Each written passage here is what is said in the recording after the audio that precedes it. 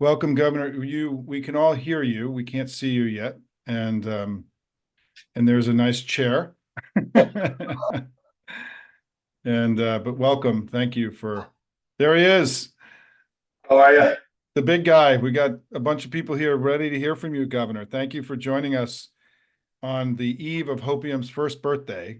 We started. I know it's pretty exciting. We launched March 7th a year ago, and you're seeing in the.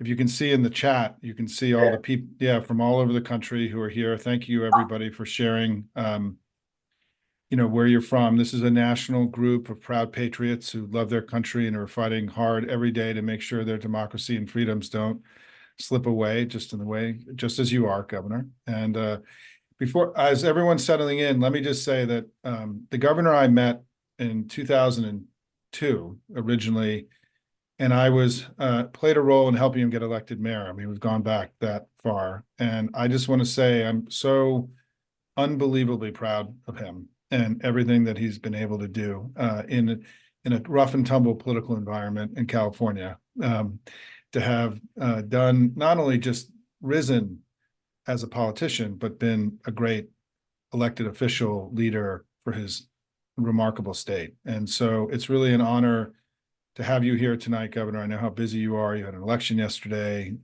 And listen, I'd love to, I could go on and on about you, but I know where time is short. And I just want to say, I think what everyone's most interested in is, you're on TV talking about the president and his accomplishments all the time. And I think that it would be great for the folks here tonight who are going to be out there fighting the battle for Joe Biden and Kamala Harris, every day for the next 8 months. Talk about, as a governor, how you've seen progress, the progress that you have felt from the federal government, how things have changed since Joe Biden came into office in January of 2021, and help us understand from your unique perspective because if every incumbent's, the fundamental question is, have you made my life better? Are things better? How do you answer that question? Well, I appreciate it. Let me just a little push back and brag on you. Simon, first of all, congratulations. Happy birthday. Thank you. We're all a little bit older and wiser, a tiny bit more gray. That's why I'm darker hue right now. Cloud, I have no lighting. You've always had better hair than I, Governor. I'll just tell you. We still have a little left. Hold on to that. But just mad respect for what you've been able to do in a short period of time, particularly building this remarkable community and focusing optimistically and forcefully on the Democratic Party agenda, and doing so in a way that builds pride and spirit. That's something you can't legislate, something you can't manufacture. That's something we can't necessarily point to. We just feel. And I think it goes to that notion, your question, this notion of feeling, that disconnect between how people are feeling and the incredible work and accomplishments of this administration. As it relates to your question more, though, specifically as it relates to the lived experience, particularly at a subnational level, a gubernatorial level, and as a former mayor, even more locally. I was just with governors from all across the country at the National Governors Association. Without exception, all of them are waxing on about how successful they have been in their states. And without exception, they touched on something quite specifically and tangibly where there was cause and effect as it relates to what the Biden-Harris administration has achieved in the last 3 years. And it was remarkable in particular to see that lens and that prism, particularly with some of the red state governors that didn't even understand that disconnect. As they were talking about manufacturing coming back in their state, they were talking about their own economic recovery and job creation. They were talking about their crime reduction in their states. They were waxing on about the fact that they had record-breaking ACA signups, that they finally now are turning the tide on inflation, and people are starting to feel a little bit more optimistic, though stubborn, the economy and inflation in their minds have been. And so our job is to mind that gap between performance and what people are perceiving and feeling out there. And look, no one's denying, and I think this is important for all of us, no one's denied, the feelings that we've faced in the last 4 or 5 years with the global pandemic and issues around supply chains and all the issues you write about on a daily basis as it relates to an invasion in Ukraine and what's happening more globally. And of course, the lived reality. We've been polarized. We've been traumatized in the last many years. And people, we talk about the economy when people really want us to talk about them. And there's a sense that the economy is not very nurturing. The economy is not necessarily supporting.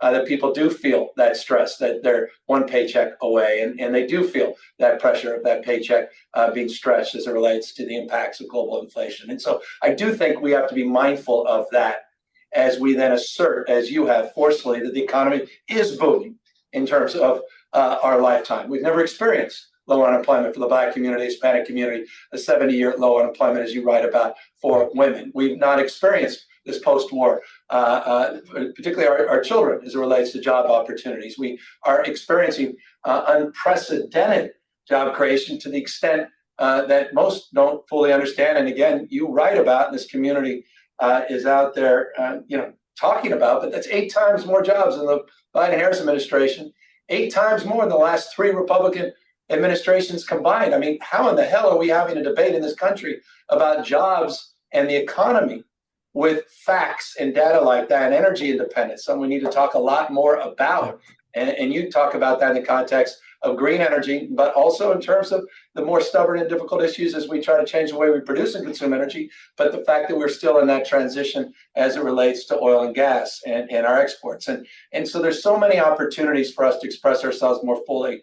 But I do think foundationally, we have to address how people are feeling in order to invite that space where they'll start to listen and absorb those facts. Well, I mean, it's been great to see you on television, fighting this out, defending the president, making the powerful case for the good works of the Democratic Party. And I think that one of the things that you mentioned about, lived experience and the struggle. I mean, the good news is that in our coalition, right, Democrats are very unified behind the president, and they give him very, very high ratings on the economy and foreign policy and other things. And as Paul Krugman's been writing in the New York Times, part of our challenge is that, MAGA people give Biden 0 on everything, right? So it pulls all the numbers down, but it's so I have 2 other quick questions, and I know, we've got you for a limited time, but talk a little bit about you've traveled the country, you're speaking to groups all the time. What's the sense that you get from Democrats? And, because what I have found, and the whole reason I started Hopium a year ago, was that in my work in defeating the red wave and fighting against this idea that, this red wave was coming, that what I found when I went out and spoke to groups was this incredible passion and intensity and love of country and willing to go fight hard as people possibly could. And we just saw the evidence of that in New York 3, where lots of people in California, for example, went to work in a faraway congressional district.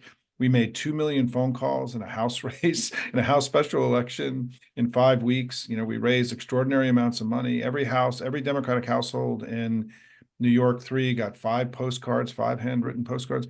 You're around voters and activists and people who are, in this fight. What do you feel from folks? I mean, how do you feel 8 months out? We're ready to go. The general election's now here with us today. Give us your sense about where things are, in just your assessment politically, but also your assessment of how ready the family is to go fight the fight that we need to go fight together. Well, let me talk about the family you brought together. I was with Rudy Salas, by the way, when you guys were turning the same dial up like you did for Swazi in terms of getting out the vote for Rudy a couple of days ago. I was down at the United Farm Workers with Dolores Huerta, and we were talking about how this community came together for Rudy in that critical race to get him to the top 2, which you did, by the way. So just thank you. Yeah. So you see that enthusiasm in the grassroots. It's demonstrable. You've been writing about this. We keep winning. Democrats, we keep winning. It's remarkable, overperforming consistently 2018, 2020, 2022, 2023, 2024 on the New York 3. We're doing it again. Talk about subnationally. You've talked a lot about Colorado Springs and Jacksonville and the mayor's races, not just at the state races. Post Dobbs, it's a radically different world on the ground. And what I'm feeling is deep optimism and anxiety. So that twin of both, inspiration, desperation around hard-earned rights and freedoms and civil rights and LGBTQ rights, particularly LGBTQ rights, and this full-on assault from the right. What's happening as it relates to women's rights more broadly defined, not just in terms of abortion, but access to contraception. The whole notion that the last half century or 60, 70 years is being rolled back in real time. That's the consequence of this election, a pre-1960s world. These guys want to put America in reverse. And I think people deeply understand that because Dobbs has made it three-dimensionally vivid. It's not intellectual anymore. It's deeply emotional. And it's connected now to the need to do more and, as you say, worry less. And that's the energy we're seeing in the grassroots that give me optimism. And I say that as a guy who's been to Alabama, who's been to Mississippi, who's been to Arkansas, who's been to South Carolina. I am not hanging out in big, bright blue states.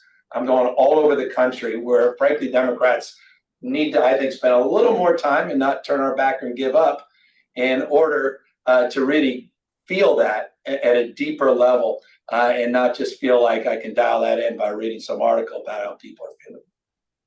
So my last question is, when you look back in your time as governor, what are you most proud of? I mean, when you think about all the things you've done, you've been a very ambitious governor and you've gotten so many things done. I mean, when you look back, what's your area of greatest pride and sense that, this was the part of your legacy and what you're going to leave behind?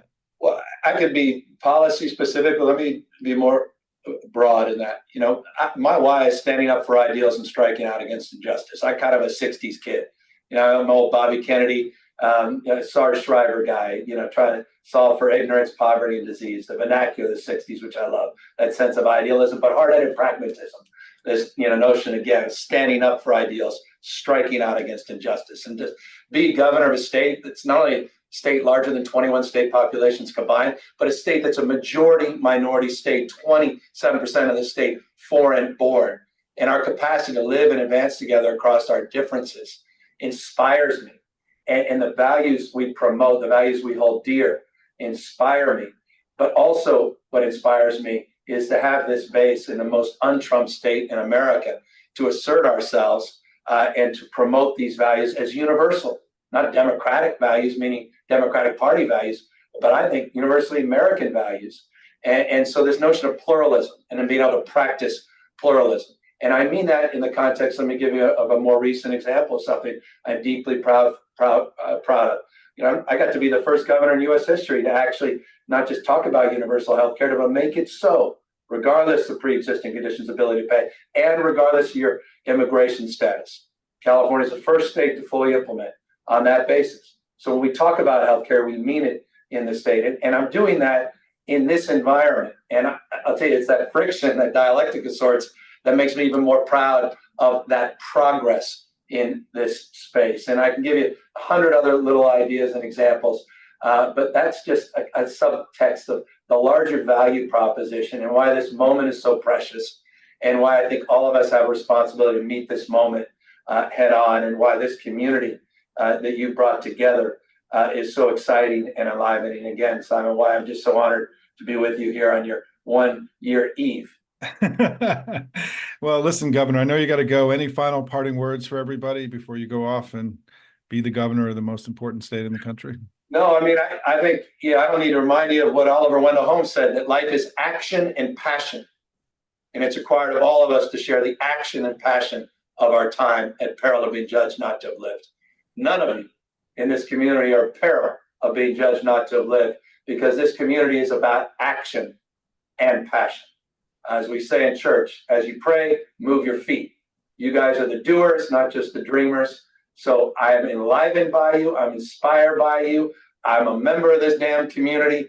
I'm with you all in. And let's not run the 90-yard dash and take back not only the House, but also let's maintain our democracy and our freedoms by bringing this extraordinary administration back in for 4 more years. Thank you guys for everything you guys have done.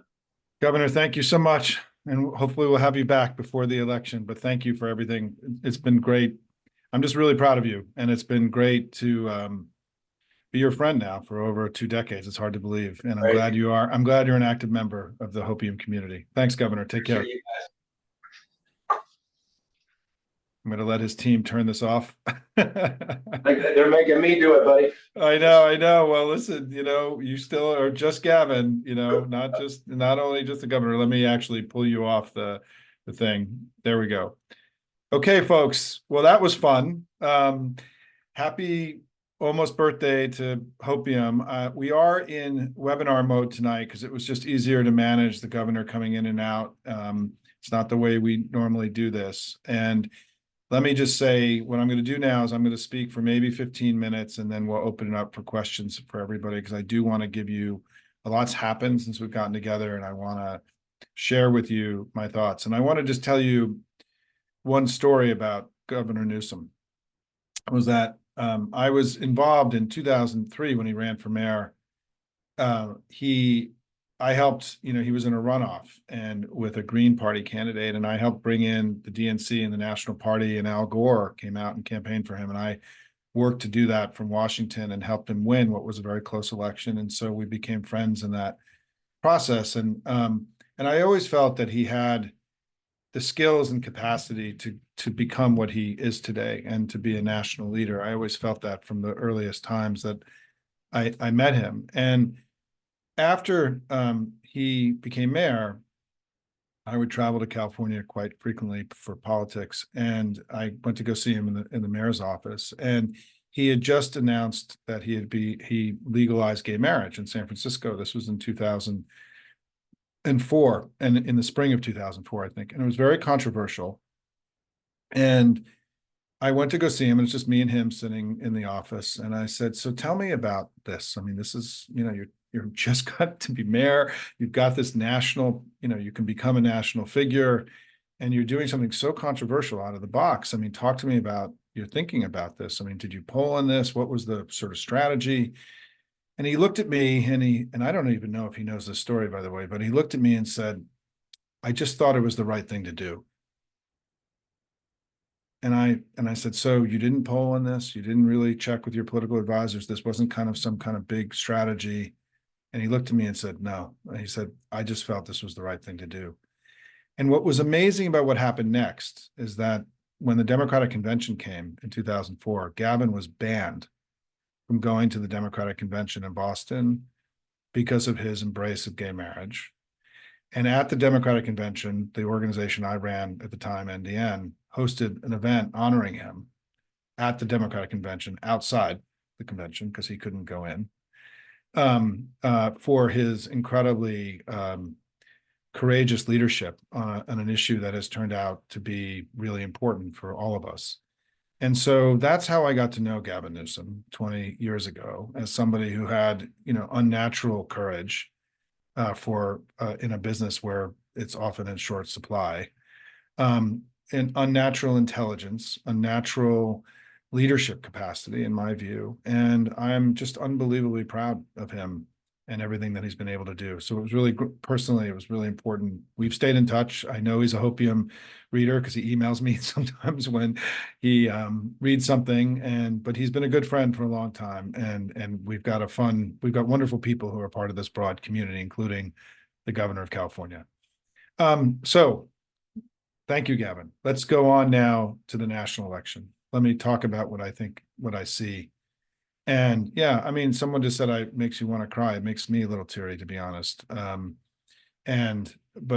he's a remarkable guy, and we're lucky. And I think that what we know about what's happening in American politics today, when I say the Democratic Party is strong, what I often mean by that is that that we are in the midst of a generational transition, that it began with Nancy Pelosi's handing the leadership of the House over to Hakeem Jeffries.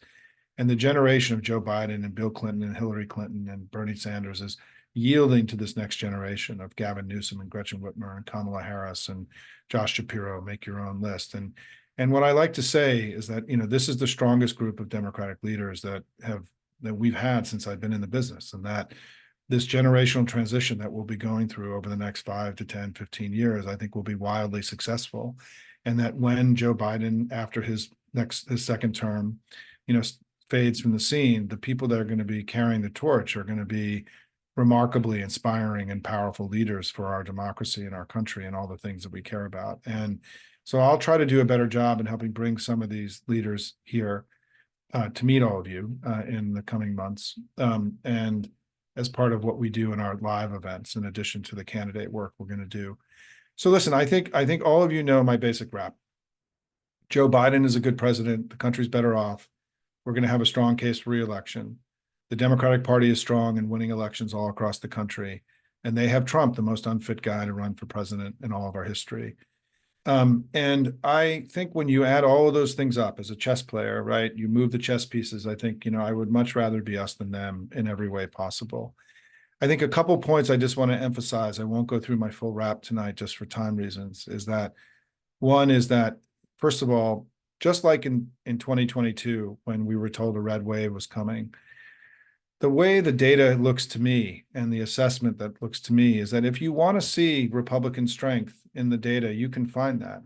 If you want to see the Republican Party being in trouble and struggling, you can find that too. The national media is choosing far too often to look at the Republican data that makes them look strong and ignoring the data that makes them look weak. And this is exactly what happened in 2022. It's exactly why, what I argued in 2022 is that, yeah, you could see data that suggested a red wave was coming. You also could see data that suggested this was going to be a close competitive election. The data wasn't all pointing in the same direction. The data is not all pointing in the same direction now, despite some of the polls that we've seen. And just yesterday, as I published in Hopium, we had two national, credible, serious polls showing Biden ahead. And so this idea, first of all, that I want to say that Donald Trump is winning the election, that he's ahead in the election, that he's favored in the election, none of that is true. This is a close competitive election. And part of the reason that I feel so confident or optimistic, not confident, I mean, I'm optimistic and confident, I should say, about where we are right now, is that I do think that Joe Biden has a very powerful case for re-election. And we'll be hearing a lot about that tomorrow night. And I think the general election has begun.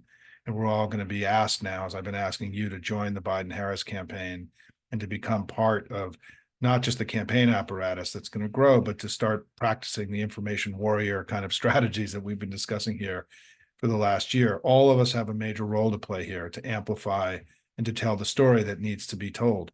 Reaching 10 people a day, 1 million people who do that, that's 10 million people. Do not think that the work that you do in your communities and your networks and your organizations doesn't matter because 1 million people spreading good news about Joe Biden and the Democrats in the United States, 1 million people doing it every day is a very loud chorus. And you have to see yourself as one voice in this loud chorus of progress and freedom and democracy. This is to be an information warrior for our democracy, as I call it. We're going to be given those tools tomorrow. That's what the State of the Union is. Many of you asked for talking points and how do I make my arguments? Well, you're going to be given an awful lot of stuff tomorrow to work with. All of you, I hope, will watch the speech live, and because this is the template for everything that we're going to be talking about for the next 8 months is going to come tomorrow. Second is that Democrats keep winning elections. I mean, you know that my argument is that in 2018 and in 2020, we had two terrific elections, right? We flipped the House, the Senate, and the presidency. It's hard to unseat an incumbent president in our politics. We did it. But what happened next, to me, is almost more important than what happened in 2018 and 2020, which is that traditionally a party in power loses seats and power flows away from the party in power to the other party. It has happened in almost every presidency in the modern political era. And that's why everyone thought the red wave was going to come in 2022, because this is always what happens. And it hasn't happened. We actually gained ground in 2022. We gained ground in 2023. We're gaining ground in 2024. And it's my view that what's happened in American politics is that when Dobbs happened, something broke inside the Republican Party. That for many Republican voters, this was a bridge too far, that MAGA had become too dangerous and too extreme, and that a big chunk of the Republican Party became more loosened from the Republicans. And the way we know that is because in Kansas, right, we won that ballot initiative and the abortion ballot initiative in the spring of 2022 by 20 points. We outperformed our 2020 numbers in 5 House special elections in 2022, right after Dobbs by an average of 7 points. Our candidates started dramatically outraising their candidates because all of you became inflamed and angry and frustrated and channeled that by making unprecedented amount of donations. And we also know that all of us together in 2022 did the work to, have these high performances that we saw in the special elections. And then we saw it in the early vote, and then we saw it in the general election. And in the general election in 2022, we gained ground over 2020 in Arizona, Colorado, Georgia, Minnesota, Michigan, New Hampshire, and Pennsylvania. We got to 59% in Colorado, 57% in Pennsylvania, 55% in Michigan, 54% in New Hampshire. Those were remarkable results in a good year. And this was supposed to be a red wave bad year with high inflation, low Biden approval. And we defied history in that election. We picked up a Senate seat. We picked up four state legislative chambers and 2 governorships. And yes, we lost the House, but we've kept it so close that we've denied the Republicans ideological control of the House. And we've seen this chaos because we gave them such a small majority, and because their party is splintered and divided between the MAGA and the more traditional Republican Party. And so we had an amazing election in 2022. And then you guys know what happened next, right? Particularly the older Hopium folks. I started Hopium in March of 2023. And the first major thing I wrote was this idea of getting to 55, that this should be a political cycle of expansion, that their extremism was creating opportunities to take stuff away from them and reach voters that were traditionally unavailable to us. And look what's happened, right? We went into Wisconsin together, and we flipped that Wisconsin Supreme Court seat, getting 56% of the vote in Wisconsin. And that result is now that we've been able to end the rancid redistricting that took place in Wisconsin. We then flipped Colorado Springs and Jacksonville, Florida, as the governor said, 2 of the largest Republican-held cities in the country. We then took away the 6-week abortion ban in Ohio over 2 ballot initiatives, where we got over 57% in both of those ballot initiatives. And then we went into Virginia, and we flipped the Virginia House, and we bloodied Glenn Youngkin, despite him spending extraordinary amounts of money. And we ended this fantasy that the 15-week abortion ban was some kind of safe haven for them in their assault on reproductive freedom in the United States. These were remarkable victories. And in Virginia, shortly in early January, and because of our work, and we were one of the largest fundraisers and actors in that Virginia flipping of the House, we elected the first Black speaker in the history of Virginia, the heart of the Confederacy, a remarkable achievement because of the work that we did together. And then this idea that, Democrats continue to overperform and they continue to struggle has now shown up again in 2024. We flipped Tom Keene's race. We worked really hard on all that in Orlando, Florida, and took away a critical state house seat from the Republicans, the home of Donald Trump and Ron DeSantis. We flipped that House seat. We then went into New York 3 and did unprecedented work together to flip that important seat. We lost that seat by 7.5 points a year and a half ago. We won it by 8 points this time, a remarkable performance. And when you look at Trump, what you see is struggle. He's underperformed public polling in the 4 early states by 6 to 8 to 10 points. Last night, despite his, so-called strong victory, he underperformed public polling in every single state, with the exception of North Carolina, last night. And he underperformed national polling in some of these states by 30, 40 points. He's continued, when voters have had to vote, just like what happened in 2022, Trump is struggling to bring along his coalition. There isn't the kind of level of intensity and enthusiasm for him as there is that we're seeing on our side of the aisle. And when you look at it, so he's been underperforming. They lost New York 3, they lost Orlando. And what's happening underneath all that, the structure, the way presidential campaigns are run, is they run through the state parties. That's where all the money and the workers are, the way our system is built. And look what's happening to the party apparatus, the foundation of the presidential campaign. Donald Trump is broke right now, right? He's literally almost personally bankrupt. He's spending more money than he's raising. The RNC is broke. The RNC raised less money. The last time the RNC raised so little money in a year was in 1993, right? They are having this very contentious leadership change in the middle of an election, something you never want to do as a political party. We know that dozens of Republican Party officials in the key battleground states have been indicted for trying to overturn an American election. Just today in Arizona, more Republican elected officials or Republican leaders were indicted by a grand jury today. So we know, what was my other line? We know that House Republicans are abandoning ship in Washington and retiring in unprecedented numbers. Their party is broke and broken. our party is unified, strong, winning elections, kicking ass all over the country, right? They keep losing, and now the party apparatus is collapsing and in atrophying and in terrible shape. And this stuff's going to really matter, guys. I've been through 2 presidential campaigns. Having a broken party is the opposite of what you need to go win an election. I also think that Trump, in addition to all the other, if I can just mention 2 more things about Trump, and then we'll get to questions, is that I've really become convinced that Trump, because of his impulsivity, his diminishment, his cognitive decline, his extremism, his just Trumpiness, is starting to do things that candidates do who lose elections. He's making unbelievably bad political decisions, coming out against the ACA. There was no upside for that. It's one of the most powerful and potent issues that we have, healthcare in the Democratic Party. He strengthened our hand on an issue that is a voting issue for many, many voters in the country. Just in the last couple of days, what did he do in the last couple of days? Oh, his argument that he doesn't want any of the non-MAGA Republicans in the Republican Party and that the Haley voters can go get lost, right? The guy lost the last election. He needs to get more voters. He can't, shave off 20 to 30% of the Republican coalition. I mean, that was an impulsive, wild, stupid, idiotic thing. I mean, I tweeted about this. It's the most idiotic thing that I think any of us have seen in the last 30 years in American politics.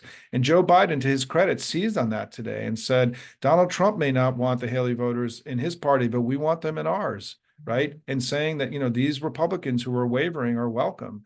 This was the core to my Get to 55 memo that I wrote a year ago, that I felt that we could build a coalition that got to 55%, that there were all these voters available to us because of their extremism. And you're seeing that play out now in front of our eyes, right? That there is a real opportunity not just to win in 2024, but to win big and to make this election a clear repudiation of MAGA. But finally, in addition to his extremism and their agenda, which we'll be talking about extensively, I just want to say this important thing about Trump, because I do think that he's weaker and more degraded and more dangerous and more extreme than he was in 2024. But I've worked in campaigns, and what campaigns do is they put information into voters' heads that they may not have had otherwise. That's what a campaign does, right? At the fundamental, the money we spend, the surrogates that speak, Gavin Newsom going on TV, all the work we're going to do together. And there are 6 things that voters are going to come to know about this Donald Trump that they didn't know in 2020 that I think are going to make it virtually impossible for him to win the election. Number 1, he raped E. Jean Carroll in a department store dressing room. Number 2, that he and his family oversaw one of the largest financial frauds in American history. And he and Rudy Giuliani have now been together fined $700 million for their misdeeds. 3, that he stole America's secrets. He lied to the FBI about it. And he shared those secrets with other people. 4, that he led an insurrection against the United States. He led an armed attack against the Capitol while all 435 members of Congress were there, which is an unusual thing, by the way. It's one of the only days they're all there all at the same time.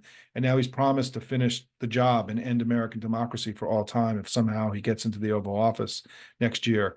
5th, that he and his family have corruptly taken more money from foreign governments than any political family in American history. And 6th, he is singularly responsible for ending Roe and stripping the rights and freedoms away of more than half the population in the United States. Any one of those things could be a disqualifier and make it impossible for him to win. He's going to have to overcome all 6.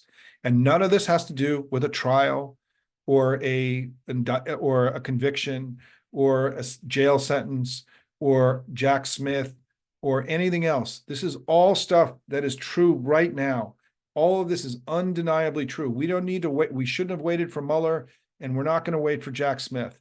We got to go out and prosecute this case against this guy because he's the most dangerous, ugly political figure in all of American history. And for our kids and our grandkids, we got to leave it all on the playing field, everybody, because we know what's going to happen if this guy becomes president. It's going to be the end of everything that has made America great and special for all of our history. The stakes in this election could not be higher. And what we're blessed by, when I think about Joe Biden and I get asked about his age, what I like to say is that it's possible during a time of COVID and this existential crisis of COVID, the existential crisis of climate change, the unsettledness of the world and Russia and Iran and our adversaries now attacking the Western order in unprecedented ways, during a time of domestic insurrection and incredible polarization, it may be a blessing for America that we were able to elect the most experienced person in all of our history to enter the Oval Office in a time of such extraordinary challenge, because he's done a phenomenal job. He's been a really good president. The country is far better off. And together, we're going to make sure that we kick their ass in this election, as we've been doing all over the country since Dobbs in 2022. Thanks, everybody. Let me go to questions. And I just want to also say, finally, all of you here tonight are paid subscribers to Hopium. When I started this thing a year ago, I had no idea what I was doing. I had an instinct, I had an impulse. I shared today sort of the core description, and I think I've been very true to what I laid out a year ago about what I wanted to do with this community. I'll tell you the thing that I didn't know, right? I mean, I knew that I'd be writing and we'd be discussing and we'd be doing political analysis and pulling apart polls and all the stuff we do. What I didn't know and I didn't anticipate was the political action we were going to take together. I didn't know about that. I mean, I knew it was possible in my head, but I didn't know if we could really do it. And we have. I mean, what's so amazing about this community and what we've been able to do together is we played meaningful roles in these electoral outcomes that we've talked about. You even heard Governor Newsom talk about how he was with Rudy Salas, and like they knew the Hopium community came in and made phone calls. Over 500 of you, based on my emails, clicked through into the phone banks. I don't know how many ended up making calls. But we become a powerful force for good, everybody, this community. And I'm really proud of that. We do more, worry less, but it's more than that. I mean, it's about how we don't allow the fear and anxiety that we all have about the moment to overwhelm us. We channel it into concrete action. And I will tell you that fear and anxiety is what caused me, it's what pushed me to create Hopium, because I have this same fear and anxiety that all of you have, right? About what's going to happen to our country if we lose this election. So I made a decision that I was going to create a vehicle that was going to allow me to make the biggest contribution I possibly could at that time. And that's why I shut down the organization that I was running and I created Hopium with all of you. And, we're almost now 50,000 people. I mean, we began with a very small number. We were one of the largest fundraisers in Virginia. We were one of the largest fundraisers in the Swazi race. We raised lots of money for Tom Keene. We've already now raised over $115,000 for Biden Harris. We've raised $25,000 for Ruben Gallego just in the last 24 hours. But as you know, it's not the money, right? The money is important and it matters because it allows us to build the big campaigns. But what matters is what you heard the governor say, which is that, when we put the call out to go tackle a problem, you guys answer the call and you do the work. And it's so inspiring. I'm so humbled personally by all of this. I mean, I'm emotional about it, honestly, about how remarkable this has all been. Unexpected, right? To have created a community of proud patriots, I say, who love your country and who are, I can't believe I'm actually getting teary-eyed. Excuse me. I have to cut this out of the video when I really should, because, this is, because look, Hopium is hope with a plan, right? We don't want the elections to go well. We do the work to make it so. And we're doing it. It's working. And we're teaching others how to do it. Our community is growing. All of you are leaders. Many of you are leaders in other communities. And friends, we're making an unbelievable fucking difference. And I am just so proud to be in this community with all of you. This has been so much more successful than I ever could have imagined. And it's because of all of you, right? And I want you to know that I get up every day knowing that I need to build the best community and do the best work I can for all of you. I'm here working for all of you every day. And I'm so proud of what we've been able to do. So anyway, thank you all. Let me get to some questions. And I'm going to take written questions if you don't mind. Yeah, happy birthday, everybody. Let me just go look. I'm gonna just scan through some of the questions and see if I can get just to get a sense of where your heads are at tonight. Yeah, look, let me make a couple comments about some of the other races, and we just endorsed in our first Senate race. I think we had a really good week in the Senate, everybody. We got Sinema dropped out, and polls are very encouraging in Arizona. part of the reason I've asked people to give to Ruben, and Ruben's a good friend, he'll be on soon. I talked to Ruben, I'm in touch with him, is that because Sinema was an incumbent senator, it prevented Ruben from raising the kind of money that he would normally raise if there was no Democratic senator there or former Democratic senator. So he's a little behind in money and organization. And so our intention now to help him catch up in the next 8 weeks is really important. He should win. And Arizona is a really critical battleground because we also have 2 Senate races there, and 2 House races that we need to flip, 2 House races we need to win, and obviously Biden-Harris, one of the 7 Biden-Harris states. So that's and then Schiff, we're going to win the California seat, and we're not going to, as Lawrence O'Donnell talked about last night on MSNBC, we're not going to have to spend $100 million or $200 million in a Democratic on Democratic primary in California. And so that money can be redirected into other places, and it also allows Adam Schiff, frankly, to spend the campaign time that he's going to spend in these critical House races that we need to flip in California. We also had, what was the other good Senate thing that happened this week? There was another Senate thing that happened, but we had a good week in the Senate. The Senate's going to be up for grabs. It's 50-50, everybody, no matter what happens. I mean, this is going to be a brawl. Oh, the third thing that happened is that Allred came out very strong in his primary in Texas. I mean, did really, really well in Texas. And we know the polling there, we can't give up on Texas. I've talked about this, that we're keeping an eye on Texas and Florida in this election. We're not giving up on them. I'm not saying we're going to go in, but we got to keep an eye. Allred showed a lot of strength in this race. He raised a lot of money. He had a very strong performance in the Democratic primary. He's a very impressive guy. And if anyone's going to be able to put this race in play in Texas, it's him. And Cruz is very unpopular in Texas. I mean, he almost lost the Senate seat 6 years ago to Beto. It was just 2.5 points, right? We only lost Texas under Biden by 5.5 points. And so we got to keep an eye on Texas. And then finally, the House, we're going to be making an initial set of endorsements probably as early as next week in the House. I'm going to pick 6 or 7 races. I'm still going through the process of curating and making sure the recommendations I make to you are the best I can, where your money and your time will make the biggest difference. I've met with the DCCC. I'm getting a lot of input from a lot of people. I have a pretty good sense. I'm very optimistic about our ability to flip the House. And I think we have really good candidates. I've been impressed by the candidates and how much money they're raising and their performance so far. So in addition to the presidential, I'm really excited about my deep dive now I've been doing into the House and Senate. And remember, in the Senate, none of our incumbents are trailing in any polling.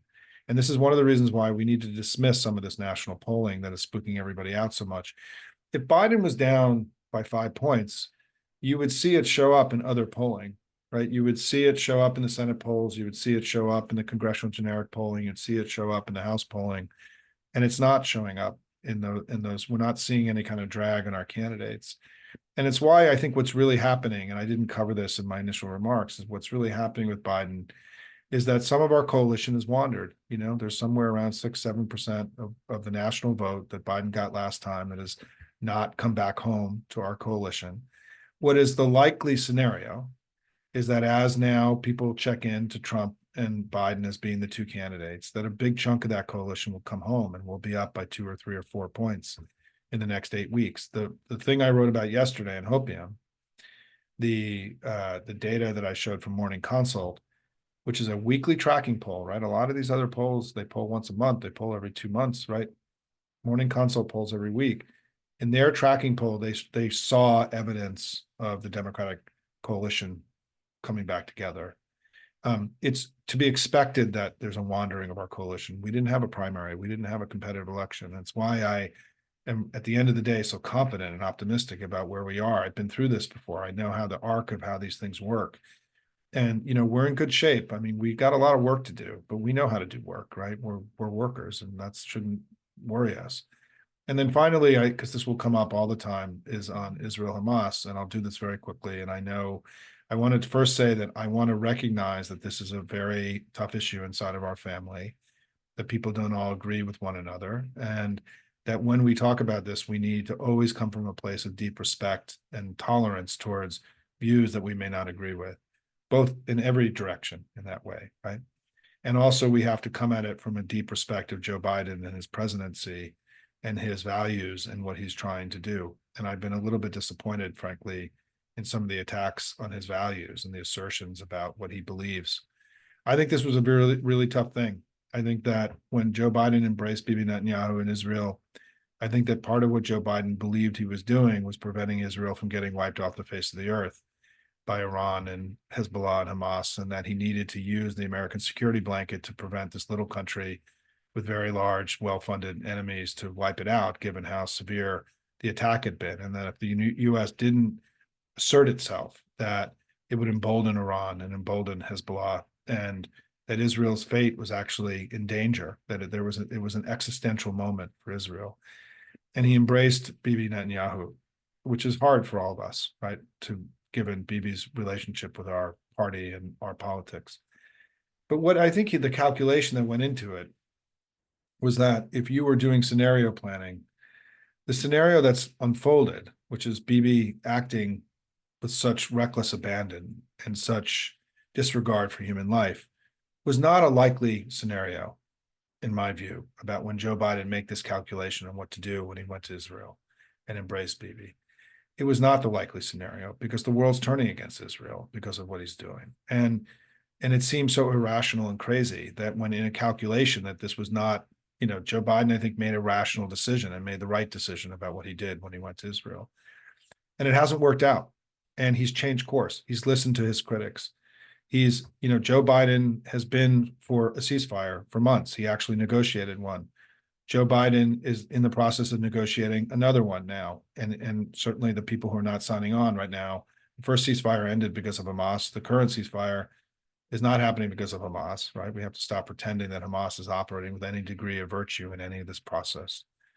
And that he is also broken with Bibi repeatedly now in very consequential and serious ways, and made it very clear to the people of Israel that we're not on board the current trajectory. We just had Benny Gantz, an opposition leader here in the United States, visiting the White House and Congress, that enraged Bibi Netanyahu. And so I think the president's been deeply responsive to his critics, frankly, and has changed course in his policy. And I think that we just have to recognize that this is an area where we're going to have disagreements, but we need to keep it civil. And we need to be respectful of the president throughout all of this. Do we have work to do to get back some of the folks that have been disappointed in Biden's performance on this? Absolutely. Do we have work to do in other communities as well? Absolutely. But what I will tell you is there has been no significant change in the opinion of Democrats towards Joe Biden. I mean, the truth is, in the Economist YouGov polling, the support for Biden and foreign policy among Democrats is 71-21. In the Economist YouGov polling, the number of 18 to 29-year-olds who pick foreign policy as their top issue is 0, right? This idea that there is some kind of huge organized backlash against Biden on this is just not true. There's concern. You can be for a ceasefire and still be for Joe Biden's foreign policy. These are not mutually exclusive. And so I think we have to work through this. I mean, parties are complicated. We're a big, complicated family, and we're going to have disagreements. Disagreements are a sign of health of a party, not a sign of, the Republican Party. You disagree with MAGA, you get kicked out, right? We can have these discussions internally as a family and get to the other side of them. And because I think that Joe Biden has actually acted with, in my view, has not acted in the way that many have asserted. And he's, dealt with a very difficult issue here. And so I'm not as worried as many are about this. It is an issue. It's a challenge. It's not a threat to his candidate, to his presidency, to his election. Let me go to a couple other questions. I just wanted to get that out there. And just look at some of the other questions, because I think,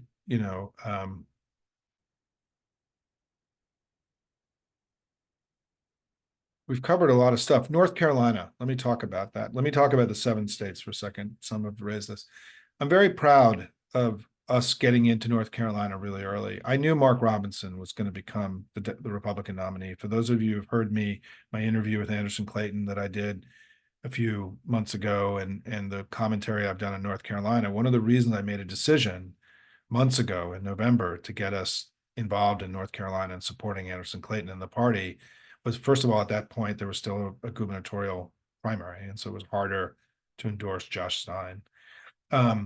And also, I believe in the party and I believe in Anderson. And I think that what we have to do in North Carolina is we've got to build a better political machine. We've had good candidates, but we need a better political machine underneath. And Anderson, I think, is up to the job, as some of you have gotten to know her. But I knew now that the world is waking up to Mark Robinson, one of my central calculations was that I felt that Mark Robinson winning the Republican nomination was going to give us the opportunity to win North Carolina this time because of his extremism. I mean, he's more extreme than Trump is. I mean, this guy is one of the wildest political figures in modern American history. And he's going to be a tough sell to the people of North Carolina. And I think we do have this unprecedented opportunity to win in North Carolina, to make these early investments, to give Anderson and the people of North Carolina the tools they need to take their state back from an incredibly extremist Republican Party. To me, this is one of the most important things we have to do this cycle. And we need to put North Carolina in play. They're just the way the math works in these kinds of elections is that, you've got to shoot beyond what you think you can do, right? If you can't just play in 6 states and hope it all goes, because things happen, right? States can go awry. Something can happen in the state that you lose. You can't count. So you've got to overshoot, right? You've got to have, if you want to win 50 House seats, you got to play in 80 races, that kind of stuff. And so we needed another state, and North Carolina was next up, and we happened to get the right Republican candidate to run against. We happened to get this dynamic, incredible party chair in Anderson Clayton. And so the stars aligned. And I'm very pleased that so many of you have joined me in making North Carolina a major priority. And I hope that some of you who don't have local races that are going to occupy you are not in the 7 battleground states. Some of Hopium members are already volunteering for the North Carolina Party on a regular basis and have sort of quasi jobs who don't live in North Carolina, right? And so thank you for all that. And so I think North Carolina is going to be really important. I'm going to have Anderson come back at some point. She's so grateful. I'm in touch with her.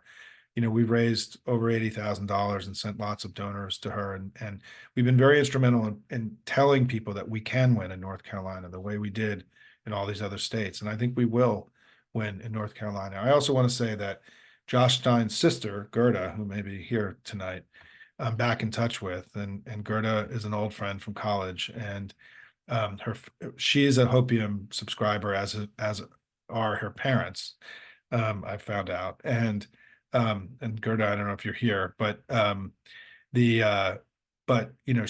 back in touch with her, so I have a little bit of a personal connection to the Stein family, and this is going to be important to me personally. Gerda was one of the most wonderful people I went to college with, and is a sign of a wonderful family that I think will. Josh Stein will be a great governor in North Carolina, and we have to do what we can for him. Let me